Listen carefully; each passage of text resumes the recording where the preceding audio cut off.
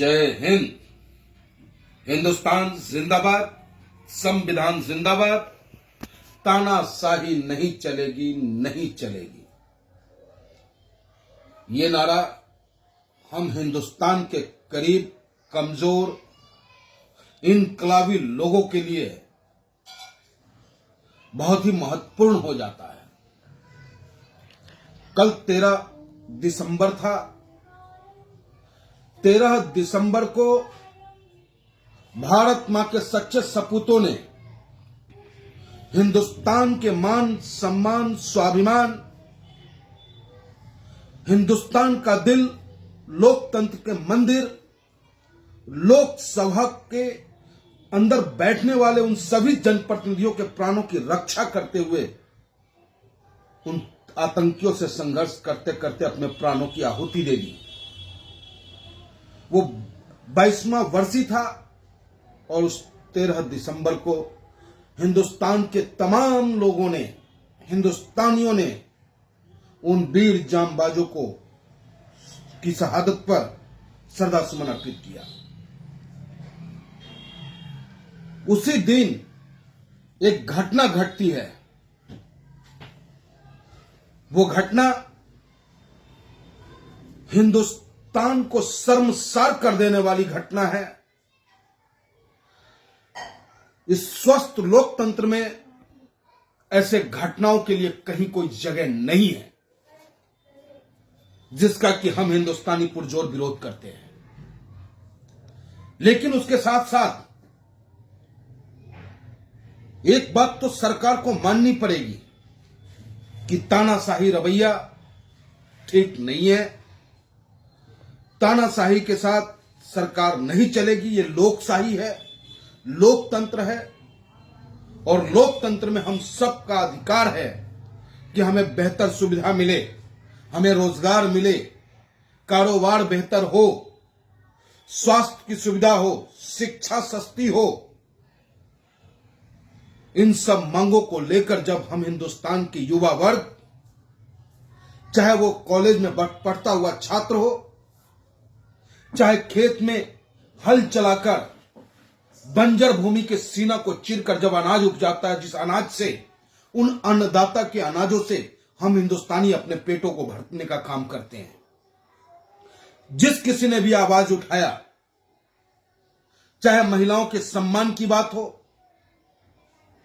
चाहे बेरोजगारों को रोजगार देने की बात हो, तब आप सरकार ने पुलिस के दम पर, लाठी के दम पर उस आवाज को दबाने का प्रयास किया।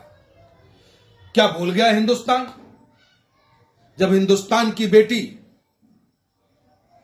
धरना पे होती है तो उसके साथ किस तरीके का व्यवहार किया जाता है। जब किसान धरना पे होता है तो क्या व्यवहार होता है। जब राजनीतिक दल आपके साथ, आपके खिलाफ प्रोटेस्ट करता है तो आपकी पुलिस क्या व्यवहार करती है, पूरा हिंदुस्तान देख रहा है। और आज फिर हिंदुस्तान ने देखा कि विपक्ष जब आपसे आवाज उठाकर आपसे मांग करता है कि आदरणीय गृह मंत्री अमित शाह जी आए लोकसभा के अंदर में, राज्यसभा के अंदर में, और आकर के बयान दे कि सुरक्षा में इतनी बड़ी चूक हो कैसे गई। क्या यह राइट नहीं बनता है? यह अधिकार नहीं है विपक्षियों का कि वो आपसे मांग करे कि इतनी बड़ी चूक कैसे हुई? और जब वो मांग करता है तो लोकतंत्र के गला को घोटते हुए आप 15-15 सांसदों को निलंबित करने का काम करते हैं। इसी को तानाशाही कहता है। यही तानाशाही है। इसी तानाशाही के खिलाफ हिंदुस्तान की आम आवाम जो है अंदर ही अंदर बौखला रहा है। आदरणीय प्रधानमंत्री जी, या तो आप जवाब दें या गृह मंत्री महोदय जवाब दें। और जहां तक रोजगार की बात है, जिस लोकसभा में 22 साल पहले हमला हो चुका हो, उस लोकसभा की सुरक्षा में आज भी 175 पदें खाली हैं। 301 पद सुनिश्चित है। जब आप अपनी सुरक्षा के में भर्ती नहीं कर पा रहे हैं तो यह नमूना है कि हर जगह पद रिक्त है। आखिर क्यों है रिक्त? और अगर रिक्त है तो वहां भर्ती होनी चाहिए थी।